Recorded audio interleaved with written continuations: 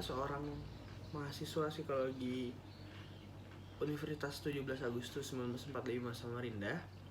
Hari ini saya akan menjelaskan tentang persamaan dan perbedaan kode etik psikologi Indonesia dan Singapura. Yang pertama adalah tentang privasi klien.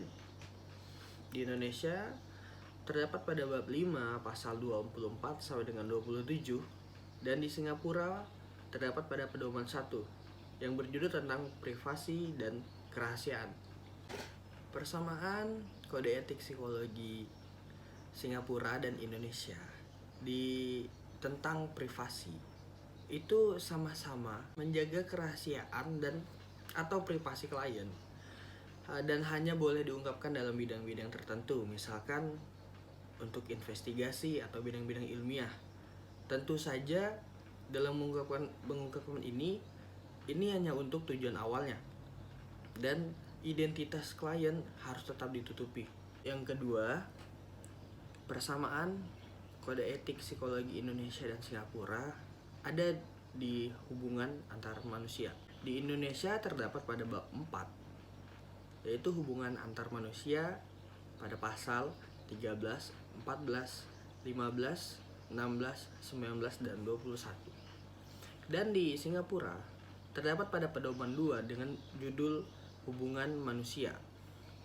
Persamaan dari keduanya yaitu pelarangan diskriminasi dalam pelayanan di Indonesia seperti pasal 13. Kemudian menghindari bahaya dan ketidaknyamanan yang dirasakan klien pada Indonesia seperti bab 4. Kemudian di bidang asesmen. Pada bidang ini, Indonesia dan Singapura sama-sama membahas tentang asesmen yang dilakukan oleh psikolog, di mana hal tersebut memiliki beberapa hal yang harus dipenuhi dan diperhatikan. Selain itu, dibahas pula tentang teknik memperoleh data, pemberian informed consent, interpretasi dari hasil asesmen, dan penjagaan hasil asesmen itu sendiri. Kemudian ada pemberian terapi. Pada Indonesia terdapat di bab 14 pasal 71, 73 sampai dengan 79. Di Singapura terdapat pada pedoman 5. Persamaan dari kedua negara ini yaitu sama-sama membahas tentang terapi seperti pemberian informed consent untuk terapi, yaitu prosedur terapi, tujuan, biaya, batasan kerahasiaan. Kemudian persamaan keduanya yaitu melibatkan pasangan atau keluarga. Bisa disebut juga dengan terapi kelompok, yang isinya menjelaskan tanggung jawab, peran, dan batasan kerahasiaan. Kemudian daripada itu ada lagi adanya terapi yang diberikan kepada klien yang pernah terapi dengan psikolog lain dan masalah pemberhentian terapi. Kemudian selanjutnya ada kompetensi. Dalam Indonesia terdapat pada bab 3 dan Singapura pada pedoman 5. Persamaan dari kedua negara ini yaitu mengenai kompetensi, sama-sama membahas tentang apa saja ruang lingkup atau batasan dari kompetensi, memberikan pelayanan dalam keadaan darurat, dan melakukan pendelegasian kepada seprofesi.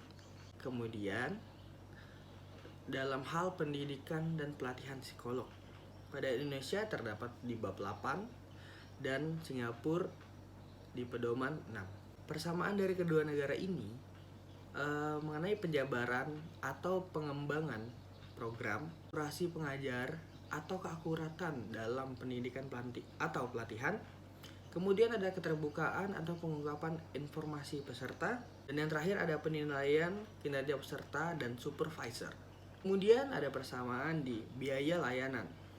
Di Indonesia terdapat pada bab 7 dan Singapura terdapat pada pedoman 7. Persamaannya adanya kesepakatan atas rincian awal yang diberikan oleh psikologi kepada klien dan diberi tenggat waktu untuk membayar. Jika klien tak kunjung membayar biaya layanan, maka hal ini boleh dibawa ke ranah hukum dengan persetujuan awal. Saya akan menjelaskan tentang penelitian. penipuan atau manipulasi. Di Indonesia terdapat pada bab 9 pasal 50 dan di Singapura terdapat pada pedoman 8. Di sini sama-sama dijelaskan tentang adanya pelarangan penipuan atau manipulasi dalam sebuah penelitian. Kemudian ada penggunaan hewan. Di dalam Kode Etik Indonesia tercantum pada bab 9 pasal 52.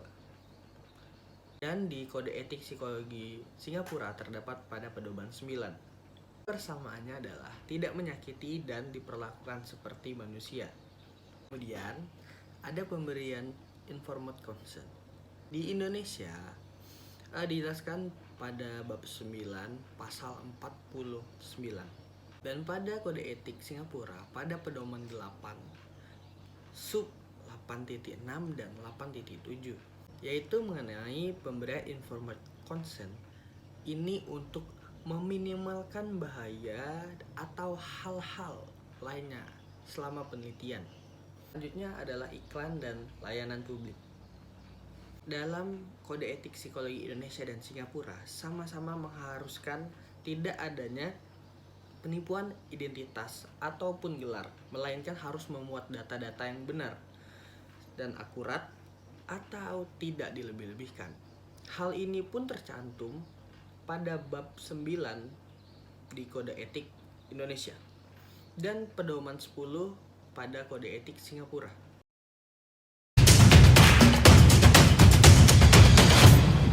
Saya akan membahas tentang perbedaan antara Kode Etik Indonesia dan Singapura.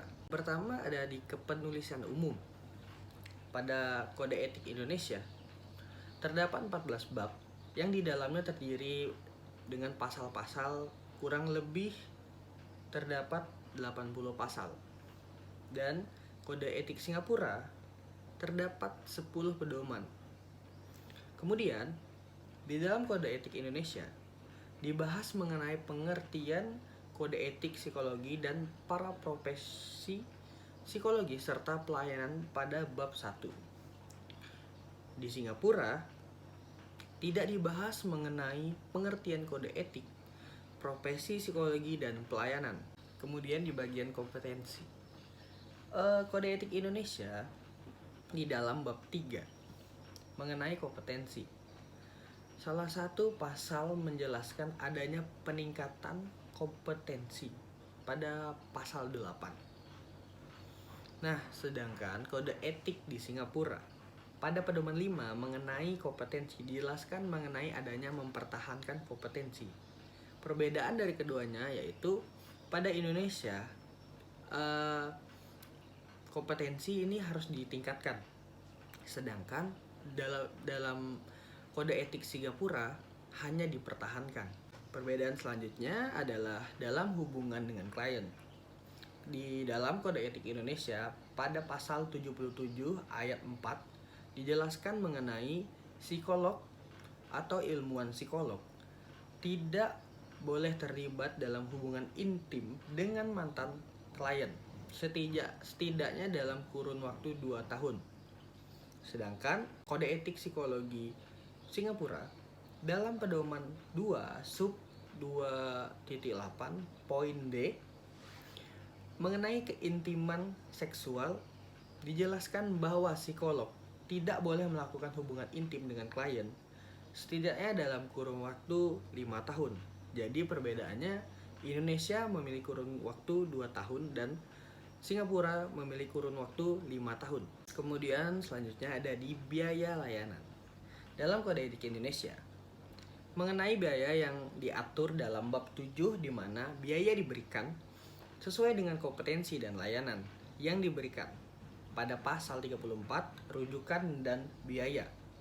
Penerimaan dan pembagian biaya dengan profesi lain yang dirujuk.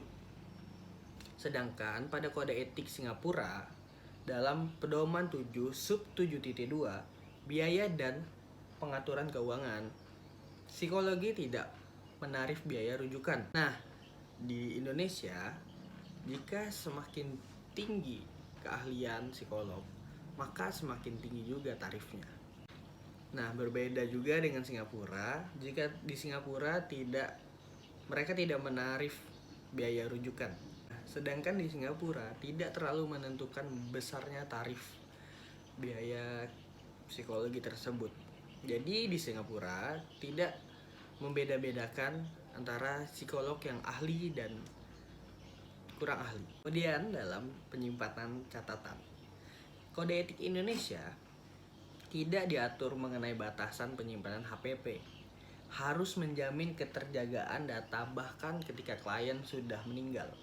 Sedangkan di dalam Kode Etik Psikologi Singapura, penyimpanan catatan medis minimal 3 tahun atau lebih lama jika diperlukan untuk tujuan hukum dan organisasi.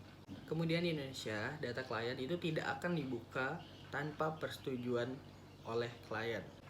Sedangkan di dalam Kode Etik Singapura, dalam kurun waktu 3 tahun tadi, data klien boleh dibuka untuk keperluan hukum ataupun organisasi. Sekian dari saya antara persamaan dan perbedaan Kode Etik Psikologi Indonesia dan Singapura.